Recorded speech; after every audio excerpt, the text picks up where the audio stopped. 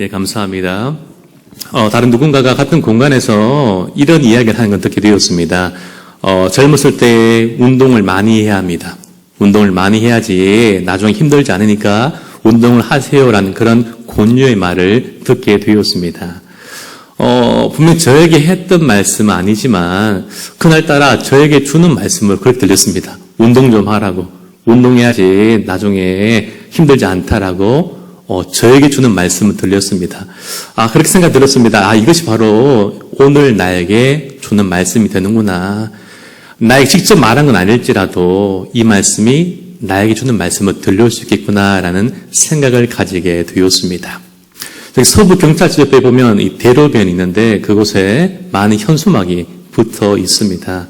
작년 연말인가요? 제가 지나다가 한 현수막을 보고 저도 모르게 입술로 아멘 한 적이 있습니다. 그 현수막 내용은요, 이런 것이었습니다. 오르지 않는 것은 내 월급뿐이다 라는 그런 현수막이 정말로 크게 그 대로변에 붙어 있었습니다. 참 놀란 것은요, 제가 그걸 보면서 읽으면서 혼자 그냥 속으로 아멘 이렇게 했던 그런 걸 보면서 깜짝 놀랐습니다. 그렇게 되더라고요. 오늘 말씀이 우리 삶의 모든 말씀이 다른 사람이 주는 말씀이 아니라 오늘 나에게 주는 말씀을 다가오고 어떤 말씀이든지 나도 모르게 자연스럽게 아멘할 수 있는 그런 말씀이 되었으면 좋겠습니다.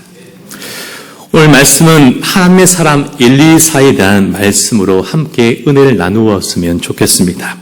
엘리사가 살던 시대는 우리 잘 알다시피 죄와 타락이 만연한 시대, 악한 시대였습니다.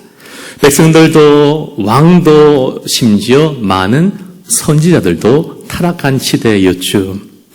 그럼 우리가 기억할 것은 그 타락한 시대에도 하나님은 바알에게 무릎 꿇지 않은 선한 사람, 하나님의 사람을 그 시대 가운데도 남겨두셨다라는 사실입니다. 많은 사람들이 오늘도 다른 길을 걸을지라도 하나님은 오늘도 십자가 길을 걷는 그 사람들을 우리에게 허락하셨고 그들을 바라보며 소망 잃지 않도록 만들고 계십니다. 그리고 하나님 언제나 다수의 많은 사람이 아니라 소수의 하나님의 순종하기로 헌신된 그 사람을 통해서 놀라운 역사를 이루어 가셨습니다. 우리는 특별한 사람이 되길 원하고 또한 특별한 일을 하기를 우리 모두는 원하고 있습니다. 그러나 작은 일, 사소한 일, 반복된 일은 참 하기 싫은 법입니다. 여러분, 세상에 가장 큰, 가장 힘든 일이 무엇인지 아십니까? 그것은 바로 늘 일상적이고 반복되는 작은 일에 최선을 다하는 것입니다. 엘리사는 부르심 받던 그날에도 지극히 평범한 일상적인 삶을 살고 있었습니다. 열왕기상 19장 19절 말씀인데요. 한번 읽어주시겠습니까? 시작. 엘리사가 거기 사밧의 아들 엘리사를 만나니 그가 12결수를 앞세우고 밭을 가는데 엘리야가 거리로 건너가서 그것을 그의 위에 던졌더니 아멘. 엘리사는 농부였습니다. 부유한 집에 소를 가지고 밭을 갈고 있었습니다. 그가 하루 종일 하는 일은 한 가지였습니다. 밭을 갈면서 늘 소의 웅덩이를 보는 것, 그것이 전부였습니다. 오늘 여러분 삶은 어떠십니까? 학생들은요, 밥 먹습니다. 그렇죠? 공부합니다. 밥 먹습니다. 또 공부합니다. 간식 먹습니다. 또 공부합니다. 늘 반복되고 있는 것이죠. 직장인은 하루 종일 문서와 실험해야 합니다. 은행원들은, 공무원들은 수많은 민원인들을 접해야 하는 것이죠. 주부는 늘 일상적인 가정일을 반복해야 합니다. 육아라는 이 블랙홀 같은 빠져나올 수 없는 그 일을 반복하고 있는 것입니다. 하나님 오늘도 우리의 특별한 삶이 아니라 일상적인 삶을 바라보고 계십니다. 하나님은 우리를 생일이나 결혼기념일 같은 어떤 특별한 날에 관심 있는 것이 아니라 늘 반복되는 또 다른 오늘에 집중하고 계십니다. 크고 위대한 일이 아니라 작고 사소한 일, 그것을 하고 있는 우리들을 바라보고 계시고 그곳에 있는 우리의 손길을 눈여겨보십니다. 이 사실을 기억함으로 우리가 잃어버렸던 열정이 회복되기를 간절히 소망합니다. 작고 평범한 일상 가운데 즐겁고 감사하는 마음으로 최선을 다하는 우리가 되었으면 좋겠습니다. 엘리사는 특별한 사람 아니었습니다. 그 특별한 사람이 아니라 지극히 우리와 동일한 평범한 사람이었습니다. 그러니까 우리는 오늘도 모두가 잘난 사람 되기를 원합니다. 잘 보이기를 원합니다. 우리 10대들 특히 자녀들이 거울을 자주 봅니다. 그렇죠? 하루에도 수십 번 바라보고 한참 동안 거울을 바라보기도 하죠. 가끔 우리의 10대 아이들이 자신의 모습을 바라보면서 한숨을 후 하면서 쉬기도 합니다. 의미가 내 자신의 외모가 만족스럽지 않은 것이죠. 그런 생각을 마음속으로 한다라고 생각합니다. 우리 엄마, 아빠 둘 중 한 분은 그날에 결혼을 하는 그날에 적어도 한 사람을 이성적으로 판단했어야 해라고 생각합니다. 우리 부모님 만나면 잘못된 만남이야 라고 그렇게 생각해도 합니다. 우리 엄마 만남 때문에 오늘 나의 외모가 있다라고 그렇게 생각하고 있는 것이죠. 우리는요, 학교나 기업 중 하나님도 잘난 사람만 쓰실 거야 라고 생각합니다. 나는 부족하기에 나는 안 될 거야 라고 그렇게 생각하는 것이죠. 평범한 삶을 살았던 이 엘리사에게 엘리야가 자신 겉옷을 던져줍니다. 자신 옷을 입힙니다. 무슨 말입니까? 지금까지 엘리야를 나를 덮어주고 보호해 주었던 그 능력이 이제 너를 덮어주고 너를 보호해주고 너를 함께 할 것이야. 나의 책임이 이제 너의 책임이 되고 나의 사명이 이제 너의 사명이 되는 것이야 라고 그렇게 사명을 지금 전수하고 있는 것입니다. 사랑하는 성도님 여러분, 하나님의 사명은 평범한 가운데 지극히 평범한 사람들에게 주어짐을 믿으시길 소망합니다. 엘리야를 통한 하나님의 부르심에 응답한 엘리사는 자신의 쟁기를 불태우는 것이죠. 왜 그가 자신의 생업이었던 그 쟁기를 불태우는 것입니까? 이 엘리사가 쟁기를 불태우는 것은 다시 예전의 모습으로 돌아가지 않겠다고 결단하는 것입니다. 그럼 도망치고 예전 삶으로 다시 돌아가지 않고 그 삶을 그리워하지 않겠다라고 결단하고 있는 것입니다. 그러니까 나머지에 대한 다시 돌아오시는 그 모든 대안을 그는 제거해 버립니다. 오직 하나님께만 순종하고 전적으로 나의 삶을 맡기고 의지하겠다는 그런 믿음의 결단이었습니다. 우리 오늘도 너무 하나님만 외에 다른 것들을 의지하며 붙잡고 살아갑니다. 하나님 말고도 믿을 것이 참 많고 좋은 것들이 참 많은 것이 우리 모두의 현실이며 그것이 우리 모두의 문제인 것입니다. 많은 청년들과 우리 남편들은 금요일이 되면 토요일이 되면 친구들을 만나고 직장 동료를 만난다고 술을 마칩니다. 늦잠을 잔다고 주일날 예배에 나오지 못하기도 합니다. 친구를 만나서 이야기를 하고 하소연을 하고 그 말을 듣는 것이 너무나 즐겁기 때문입니다. 하나님 오늘도 우리의 술자리란 쟁기를 태우기를 원하십니다. 많은 10대 아이들이 게임을 한다고 또 인터넷에 들어간다고 그들은 예배에 나오지 못하기도 하죠. 기도 자리에 나오지 못하기도 합니다. 오늘 하나님은 그들의 게임이라는 인터넷이라는 그 쟁기를 불태우기를 원하십니다. 우리 자녀들은 남친, 여친과 데이트하고 기도의 자리에, 예배의 자리에, 또한 중요한 자리에 나오지 못합니다. 지금 상남동에서 배회하는 청년들도 아마 있을 것이라고 그렇게 여겨집니다. 하나님은 조금 잔인하지만 남친이나 여친을 불태우기를 원하시고 계십니다. 어떤 사람은 더 연봉을 많이 받기 위해서 주일을 성수하지 못하기도 합니다. 그 좋은 직장, 그 연봉 많은 직장을 이제는 그 쟁기를 불태우기를 원하십니다.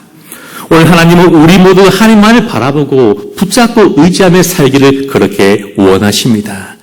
오늘도 다른 것이 아니라 오직 하나님께 소망을 두고 그걸 붙잡고 살아가는 우리가 되기를 소망하고 축복합니다.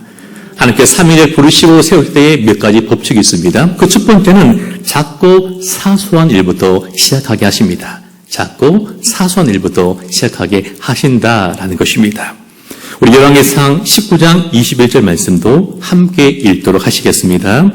엘리사가 그를 떠나 돌아가서 한 결수를 가져다가 잡고 소의 기구를 불살라 그 고기를 삶아 백성에게 주어 먹게 하고 일어나 엘리야를 따르며 수종 들었더라. 열왕기하 3장 11절 말씀입니다. 이스라엘 왕의 신하들 중에 한 사람이 대답하여 이르되 전에 엘리야의 손에 물을 붓던 사밧의 아들 엘리사가 여기 있나이다 하니라고 말씀하고 있습니다. 하나님 부르심 받은 엘리사는 스스로 많은 계획을 세웠을 것입니다. 나는 큰 일을 할 거야 라는 그런 마음의 기대감이 있었을 것입니다. 그러나 하나님 그렇게 하지 않으셨습니다. 하나님은 엘리사에게 처음부터 큰 일, 위대한 일을 맡기지 않으셨습니다. 오히려 종이 주인을 수발 들듯이 수종 들듯이 그렇게 지극정성으로 엘리야를 섬기도록 그렇게 만드셨습니다. 가장 작은 일, 손에 물 부는 일, 그 하찮은 일부터 하게 만드셨습니다. 하나님은 12계리소를 끌 만큼 부잣집 아들로 살았던 그 엘리야가 누렸던 그 삶을, 그 기득권을 버리고 스스로 겸손을 배우도록 만드셨던 것입니다. 화려한 기적과 능력을 먼저 행할 것을 그 능력 주신 것이 아니라 그 기적과 능력을 담을 수 있는, 포용할 수 있는 그 그릇을 먼저 준비시킬 것입니다. 높은 자리에 있게 만드시기 전에 먼저 높은 자리를 감당할 수 있는 성품과 인격과 사람됨과 인간됨을 먼저 훈련하게 하시고 준비를 시키신 것입니다. 우리가 잘 알고 있는 요셉이 그렇지 않습니까? 그를 애굽의 총리로 먼저 그렇게 세우신 것이 아니라 감옥에 보내시면서 또는 종으로 살아가게 만드시면서 스스로 그 자리에 오를 수 있는 그 직책을 감당할 수 있는 인격과 사람됨을 만들어 놓으신 것이죠. 사람들의 아픔을 공감할 수 있는 공감할 수 있는 능력을 만드시고 인생의 모든 아픔을 알 수 있는 이치를 깨달을 수 있는 능력을 주시고 또한 수많은 자연 환경에 마음을 풀 수 있는 그 감성과 감수성을 먼저 준비시키고 만드셨던 것입니다. 오늘 많은 젊은이들이 빨리 성공하길 원합니다. 빨리 출세하길 원합니다. 지금 저희 중고등부는 헌인 예배가 매주마다 진행됩니다. 고3부터 해서 지금 이제 중2까지 지금 왔는데요. 헌신 예배마다 차이가 나 있더라고요. 우리 고3들은 헌신 예배를 준비하는데 너무 잘합니다. 진짜 너무 잘합니다. 연륜 있는 공사님처럼 너무 잘합니다. 얼굴도 중2에 비하면 연륜이 느껴지는데 우리 고3들은 너무너무 연륜 있게 참 잘 준비합니다. 오늘 중2들이 헌신 예배를 했는데 너무 참 싱그럽고 너무 아름답게 너무너무 헌신 예배를 잘 준비했습니다. 주보에 자신들을 소개를 하는 그런 란이 있는데 하루는요 고1인가 고2 헌신 예배 할 때에 그런 게 있더라고요. 자기가 좋아하는 거 뭐 3가지, 내가 싫어하는 거 몇 가지 하는데 싫어하는 건요 여러분 생각과 똑같습니다. 공부 너무 싫어 라는 친구가 많았고 모든 친구가 다 공부가 싫었고요. 한 친구는요 국어부서 다 싫다 이럴 수 있다. 대책이 안 서는 친구도 있었는데 아무도 은혜 주시기를 그렇게 간구하기로 했습니다. 그리고 버섯이 싫다, 오이가 싫다, 뭐 그런 친구가 있었고요. 한 친구는요, 남학생인데 이렇게 얘기하더라고요. 동생이 싫다고. 동생이 너무 싫어 하면서 이렇게 저는 친구도 보았습니다. 그런데 좋아하는 거 보니까 그중 한 가지는요, 돈 버는 거. 돈이 좋다라는 그런 친구도 보게 됐는데요. 아마 우리 중1 친구도, 초등 친구도 돈 많이 버는 거, 그죠? 모두가 원하는 바일 것 같습니다. 우리는 빨리 성공하고 빨리 돈을 벌기를 우리 어린 아이까지 다 바라고 있는 것이죠. 한 대기업 오너가 이런 말을 했다고 합니다. 우리 회사에서는 명문대생을 잘 뽑지는 않습니다. 왜냐하면 그 신입사원에게 작은 심부름을 커피 심부름을 이렇게 부탁하면 내가 이런 대학교 출신인데 라고 말하면서 그 작은 일들은 하지 않는다라는 것이었습니다. 그럼 직장에 다니는 성도님 여러분, 혹시 우리 마음속에 지금 내가 이런 자리에 있어야 할 사람이 아닌데 내가 이런 일을 할 사람이 아닌데 라고 그렇게 생각하면서 게을리 하진 않습니까? 교회에 있으면서 내가 이런 봉사할 사람 아닌데 내 직장에서 높은 사람인데 이런 급은 아닌데 라고 말하면서 그렇게 생각하는 분은 혹시 계시지 않습니까? 오늘 하나님은 우리들을 분명히 큰 일, 위대한 일, 놀란 일을 위해서 부르셨습니다.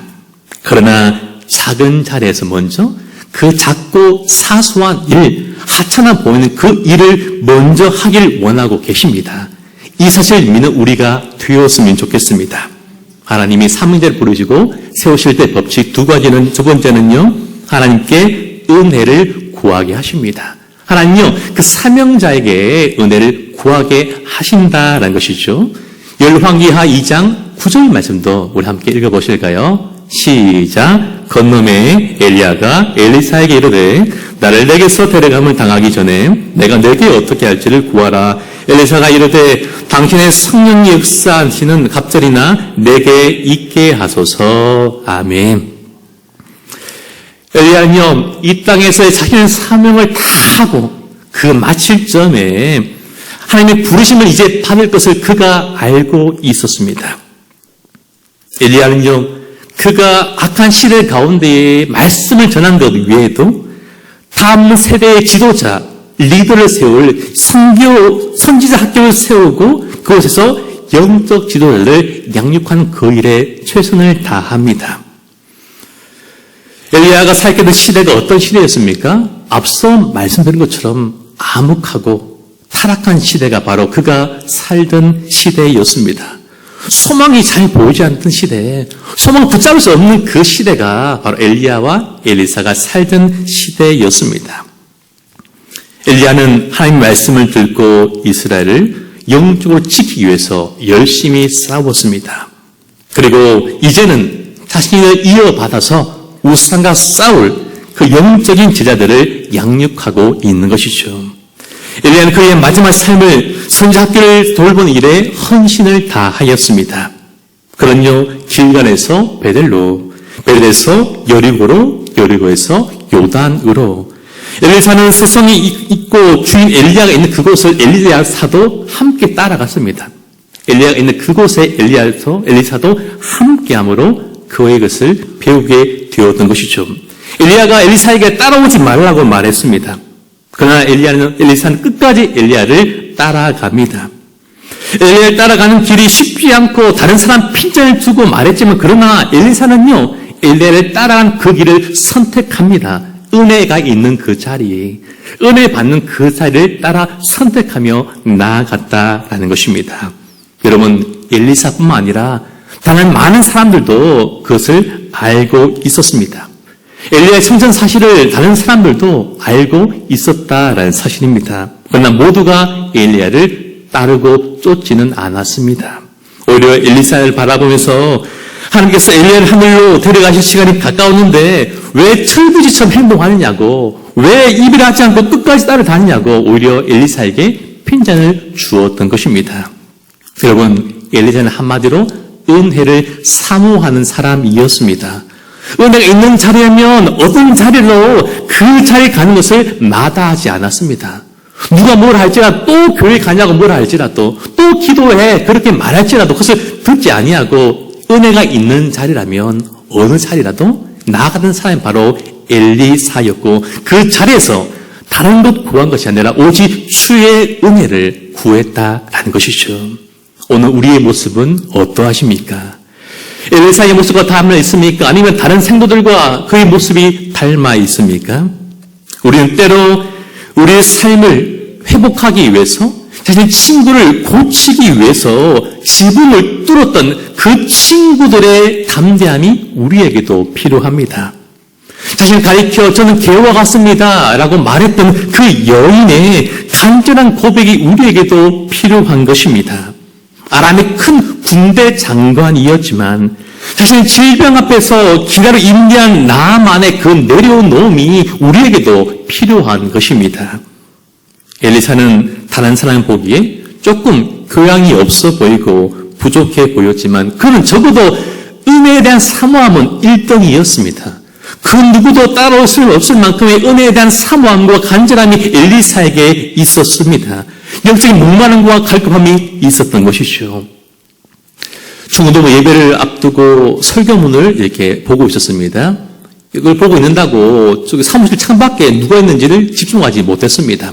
그런데 다른 집사님이 창밖에 중고등부 우리 중2 여학생들이 그곳에 있는 걸 보면서 뭐가 필요하니 목사님 찾아왔니? 그렇게 이야기하는 걸 듣고 중2 여학생들이 앞에 왔구나라는 것을 제가 알게 되었습니다. 속으로 생각했습니다.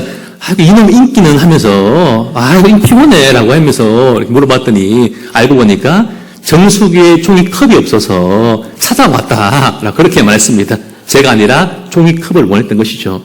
마치 목마른 사슴처럼 그 모험 가지고 그렇게 기다리고 목을 빼면서 제가 바라봐 주기를 그렇게 기다리고 있었던 것입니다.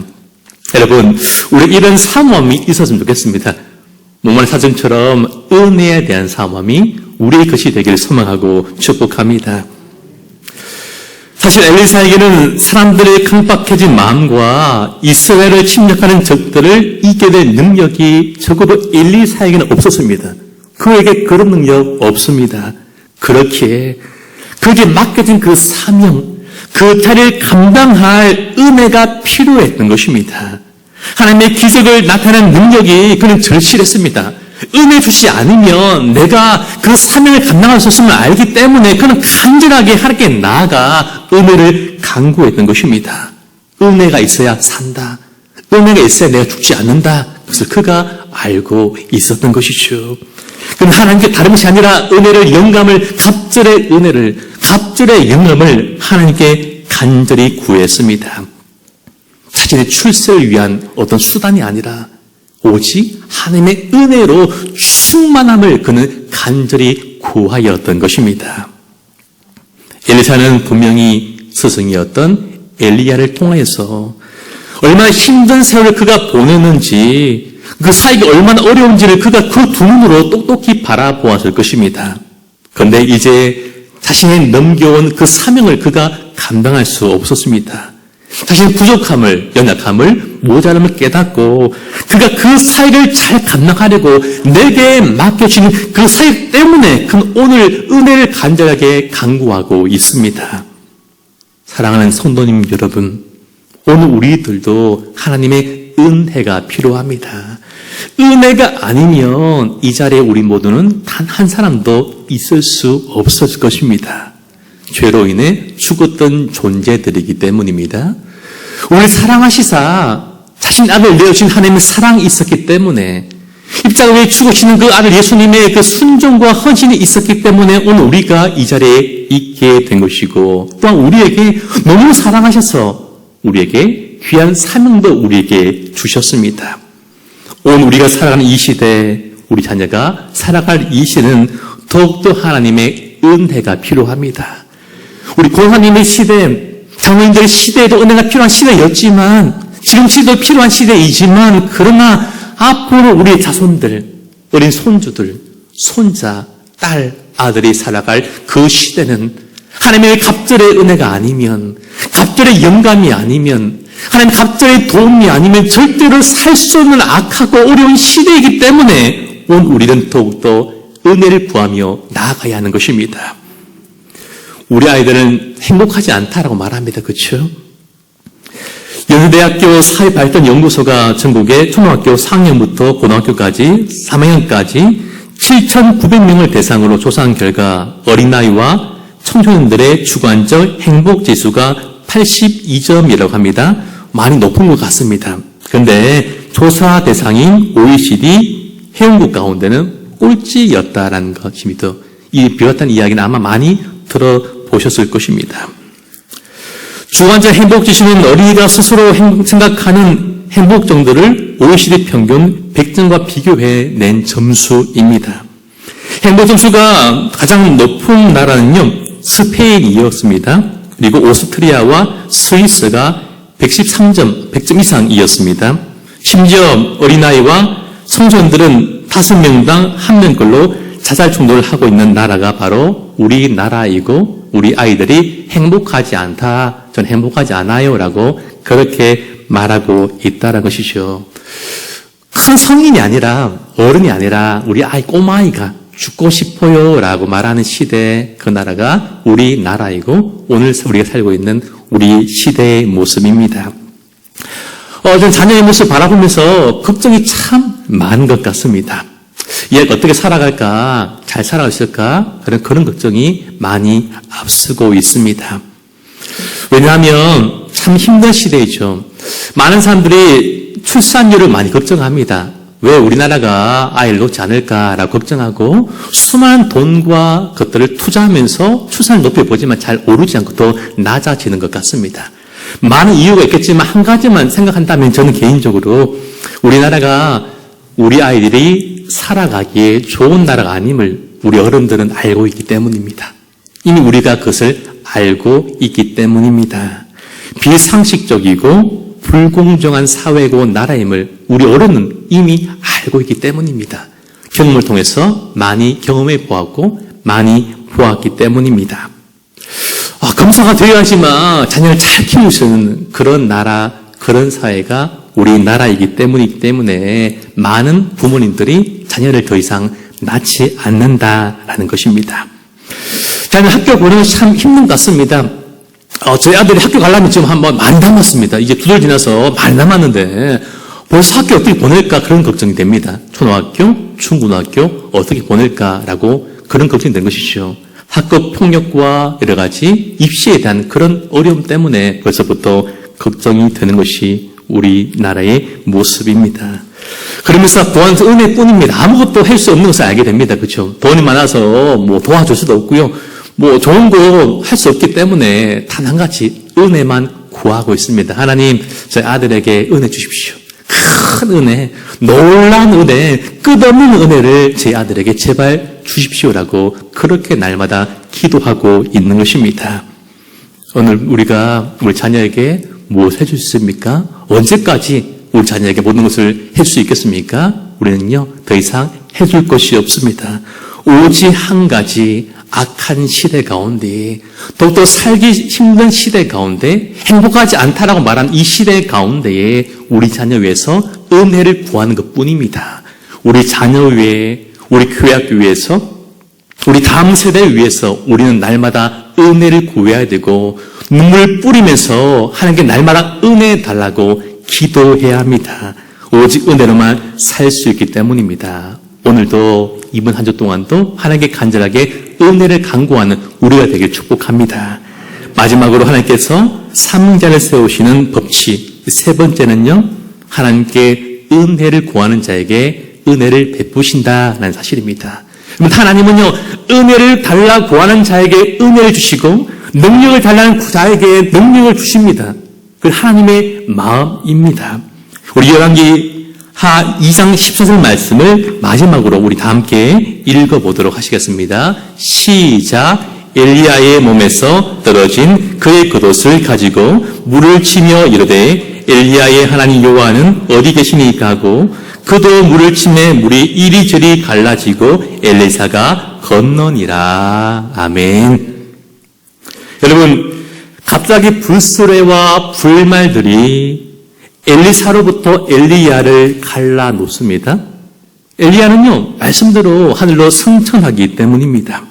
여러분, 불말들과 수레는 힘과 능력을 상징하는 것 아닙니까?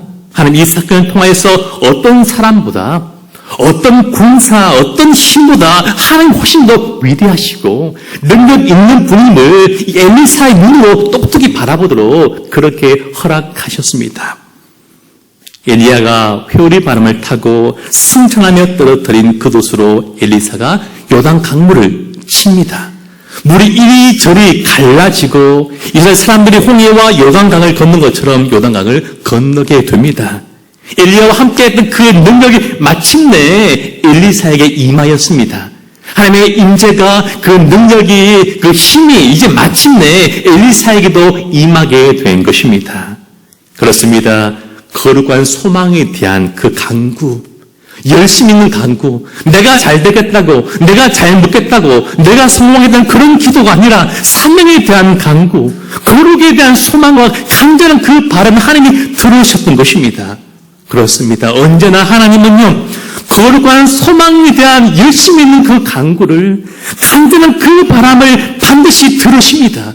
그 기도가 우리 하나님의 마음을 움직이기 때문입니다. 오늘 우리의 기도와 우리 발음이 그러하게 소망합니다. 이 사명을 더 잘 감당하기 위해서, 내가 이것을 더 잘 맡기 위해서 주시고자 하는 그 은혜를 구할 때 그 기도가, 그 간구가 하나님의 마음을 움직여서 결국에 우리에게 은혜가 임하게 될 줄로 믿습니다. 말씀을 맺겠습니다. 하나님의 시대마다 준비된 사람과 일꾼들을 찾으시고 그를 택하시고 일으켜 세우십니다. 그리고 상황이 변하여도 시대가 바뀌어도 하나님의 일은 절대로 끝나지 않고 절대로 멈추지 않습니다. 능력의 승계를 통해 하나님 여전히 일하시기 때문입니다. 하나님께서 하나님의 사람을 시대마다 보내시고 세우신다는 것은요, 아직도 그 시대에 아직도 그 나라와 민족의 소망이 있다는 것입니다. 우리는 소망이 없다고 말하고 생각하지만 하나님께서 영적인 사람을 세우신다는 것은요, 아직도 하나님은 그 시대와 민족을 한 소망을 버리지 않으셨다는 것입니다. 끝까지 버리지 않으십니다. 사랑하는 성도님 여러분, 오늘 우리들은 타락하고 영적인 암울한 시대를 우리 모두는 살아가고 있습니다. 그러나 하나님은요, 오늘도 이 시대 가운데도 수많은 거룩한 사람을 통해서 당신의 놀라운 일들을 이루어 가시고 지금도 일하고 계십니다. 하나님의 사랑으로 우리를 끝까지, 우리 시대를 끝까지 포기하지 않으시고 우리들을 향한 소망을 결코 거두어 가지 않으십니다. 아직 우리에게, 우리 자녀에게 소망이 있습니다. 오늘 그 하나님의 능력이 우리에게도 임하였습니다. 예수님의 능력을 우리에게도 주셨습니다. 우리의 더 큰 일을 할 것이라고 말씀하셨습니다. 오늘 엘리사에게는 엘리야의 그곳에 그 능력을 남겨두었다면 오늘 하나님 우리에게 예수의 이름, 예수의 능력을 우리에게 주셨고 우리에게 맡기셨습니다. 그 능력을 의지하면서 우리에게 맡긴 그 사명을 잘 감당하라고 우리에게 은혜를 베풀어 주셨습니다. 오늘도 이 시간 다른 것이 아니라 예수님의 그 십자가의 은혜를 강구하며 그 은혜를 의지하며 날만 나아가는 우리가 되길 소망합니다. 하나님의 큰 일을 귀하게 감당하는 이 시대의 놀라운 사명자가 다 되기를, 그 사명자가 다른 것이 아니라 바로 우리가 되기를 주의 이름으로 간절히 소망하며 축복합니다. 우리 함께 찬양 드리겠습니다.